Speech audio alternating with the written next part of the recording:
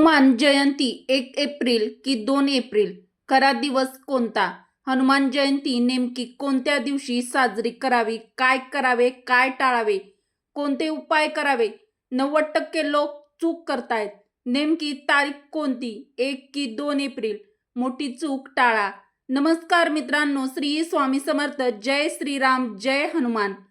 सर्वांना हनुमान जयंतीच्या हार्दिक शुभेच्छा.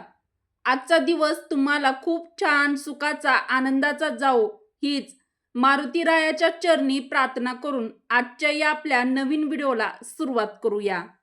हनुमान जयंती 2026 नेमकी कधी? 1 की 2 एप्रिल? 1 एप्रिलला आहे की 2 एप्रिलला? सोशल मीडियावर वेगवेगळ्या तारखा फिरत आहेत. काही लोक म्हणतात 1 एप्रिल, तर काही लोक 2 एप्रिल. तर 2026 च्या सालामध्ये हनुमान जयंती कधी साजरी करावी, तर मग नेमकी अचूक तारीख कोणती? बऱ्याचशा लोकांच्या मनामध्ये गोंधळ निर्माण झालेला आहे आणि मनामध्ये खूप सारे प्रश्न देखील पडलेले आहेत.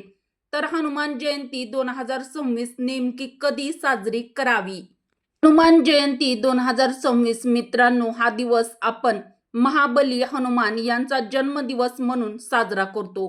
तर हनुमान जयंती आपल्या हिंदू धर्मामध्ये खूप आनंदाने आणि श्रद्धेने साजरी केली जाते. तर 2026 मध्ये हनुमान जयंती नेमकी कधी? मित्रांनो, आजच्या व्हिडिओमध्ये मी तुम्हाला सविस्तर माहिती सांगणार आहे. आपल्या हिंदू धर्मशास्त्र आणि पंचांगानुसार व्यवस्थित समजावून सांगणार आहे. अचूक तारीख देखील सांगणार आहे. त्यामुळे व्हिडिओ शेवटपर्यंत बघा आणि आपल्या मराठी रोहिणी किचन चॅनलला सबस्क्राईब देखील जरूर करा. व्हिडिओला एक लाईक अवश्य करा व आपल्या चॅनलवरती असेच आपण नवीन माहितीपूर्ण व्हिडिओ आणत असतो. आता आपण सर्वात महत्त्वाचा भाग बघूया. 2026 मध्ये चैत्र पौर्णिमेला म्हणजेच काय? 1 एप्रिल दिवसभर पौर्णिमा आहे, 2 एप्रिलला पण पौर्णिमा आहे. आता प्रश्न निर्माण होतो, हनुमान जयंती नेमकी कोणत्या दिवशी साजरी करायची? तर नियम काय सांगतो, पंचांग नेमकं काय सांगतं, आपलं शास्त्र याबद्दल काय सांगतं? हनुमान जन्मोत्सव साजरा केला जातो पौर्णिमेच्या दिवशी. फक्त तिथी नाही, तर एक विशेष काळ महत्वाचा असतो. कारण हनुमानजींचा जन्म झाला होता सूर्योदयाच्या सुमारास, म्हणजेच ज्या दिवशी सूर्योदयाला पौर्णिमा तिथी असेल तो दिवस सर्वात महत्वाचा मानला जातो. हनुमान जयंती 2026 कधी साजरी करणे योग्य आहे, पण अजून एक गोष्ट आहे जी बहुतेक लोक चुकवतात. तर 90% लोकांची चूक. लोक काय करतात? सोशल मीडियावर पाहून तारीख ठरवतात किंवा कॅलेंडरवर लिहिलेलं पाहतात, पण सूर्योदय तत्व पाहत नाहीत, तिथीचा खरा वेळ समजून घेत नाहीत आणि त्यामुळे पूजा चुकीच्या दिवशी होते. त्यामुळे पूजेचं कोणताही लाभ त्यांना मिळत नाही किंवा कोणतंही पुण्य त्यांना मिळत नाही. तर मित्रांनो, हनुमान जयंती 2026 मित्रांनो, हनुमानजी हे प्रभू श्रीरामांचे प्रिय भक्त म्हणून ओळखले जातात. मित्रांनो, हनुमानजी फक्त प्रभू श्रीरामांचे भक्त नाहीत, तर ते बल, बुद्धी, ज्ञान, चातुर्य आणि भक्ती यांचं प्रतीक देखील आहेत. बल आपल्याला शिकवतं, ताकद नेहमी योग्य कामासाठी वापरा. बुद्धी आणि ज्ञान सांगतात प्रत्येक निर्णय विचार करून घ्या. चातुर्य शिकवतं कठीण परिस्थितीत शांत राहा आणि भक्ती शिकवते श्रद्धा असेल तर देव नेहमी सोबत असतो. पण इतकी शक्ती असूनही हनुमानजीमध्ये कधीही अहंकार नव्हता.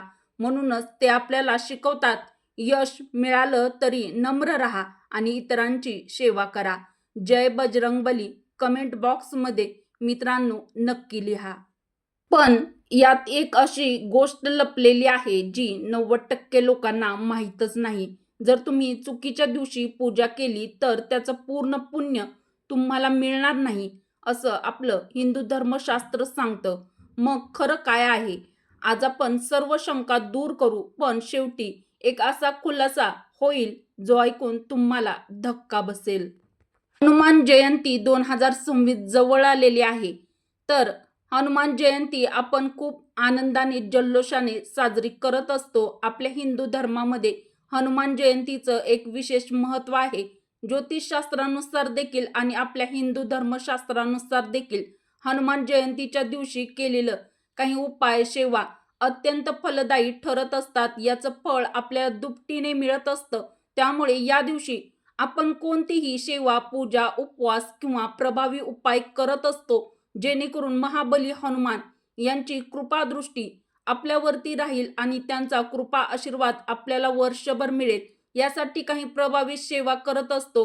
तर हनुमान जयंतीच्या दिवशी हनुमान तत्व हे पृथ्वीवरती लाखो पटीने जागृत असतं. यासाठी आपल्याला अचूक तारीख, अचूक वेळ माहीत असणं अत्यंत गरजेचं आहे.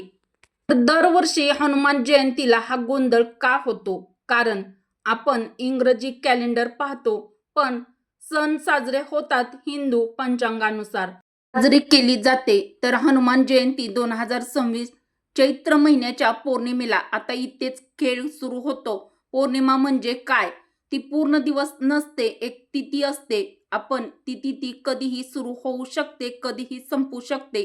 म्हणूनच कधी कधी एक तिथी 2 दिवसामध्ये विभागली जाते. मित्रांनो, हनुमान जयंती ही फक्त एक सण नाही, ही त्या शक्तीची आठवण आहे जी आजही आपल्या जीवनात काम करते. मित्रांनो, हनुमानजींचा जन्म वानर रूपात झाला होता. त्यांच्या आईचं नाव होतं अंजनी माता आणि वडिलांचं नाव होतं केशरी. पण हनुमानजींना पवनपुत्र देखील म्हटलं जातं, कारण वायुदेवांचा आशीर्वाद त्यांना लाभला होता. म्हणूनच त्यांच्यात अपार शक्ती, वेग, बल आणि ऊर्जा होती. हनुमानजींचा जन्म सूर्यवंशाशी संबंधित परंपरेत झाला होता. ते लहानपणापासूनच अतिशय तेजस्वी आणि दिव्य होते. हनुमानजी म्हणजे फक्त बल नाही, तर अखंड भक्ती, निष्ठा आणि संरक्षणाचं प्रतीक आहेत. जेव्हा संपूर्ण जग अंधारात असतं, तेव्हा एकच नाव आपल्याला धैर्य देतं, ते म्हणजे जय हनुमान. शास्त्र सांगतं, जिथे श्रीरामांचं नाव घेतलं जातं, तिथे हनुमानजी स्वतः उपस्थित असतात.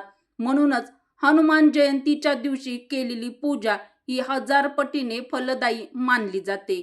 हनुमान उपासनेचे काय फायदे आहेत ते थोडक्यात बघूया.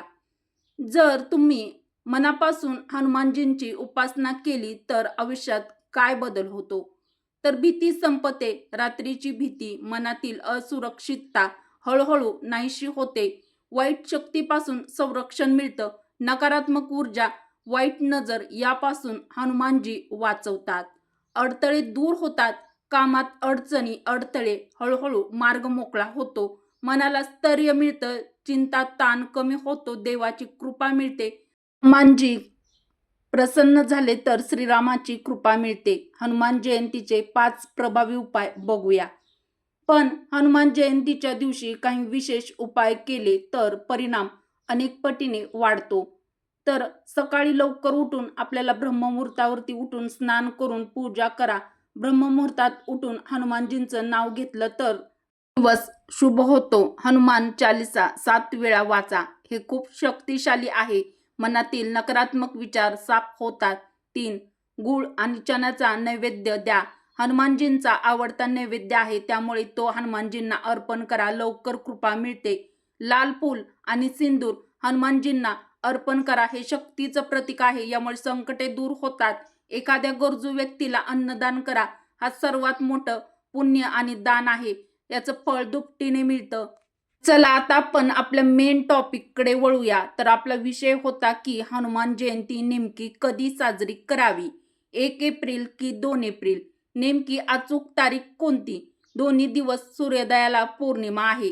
तर मग काय करावे? 1 एप्रिल सूर्योदयानंतर 7:06 पौर्णिमा सुरू होते. 2 एप्रिल सूर्योदयाच्या वेळी अजूनही पौर्णिमा चालू आहे. म्हणजेच दोन्ही दिवशी सकाळी पौर्णिमा आहे असं दिसतं. मग हनुमान जयंती 2 एप्रिललाच का? येथे येतो खरा शास्त्रीय नियम.